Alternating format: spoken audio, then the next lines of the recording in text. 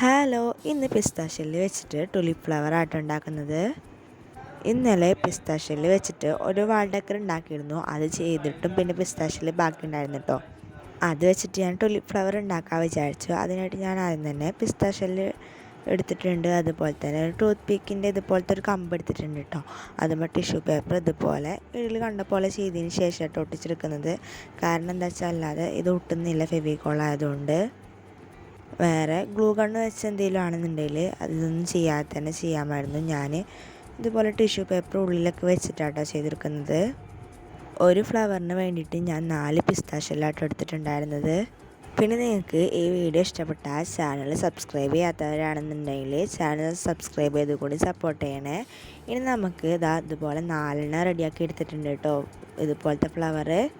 ഇനി ഇതുമ്മേ pink colour paint അടിച്ചെടുക്കുന്നുണ്ട്.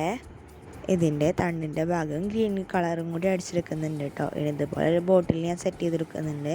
ഇതിൻ്റെ final look എനിക്ക് നന്നായിട്ട് ഇഷ്ടമായി. നിങ്ങൾക്ക് ഇഷ്ടപ്പെട്ടൊന്ന് കമൻറ്റ് ചെയ്യണേ. ബൈ.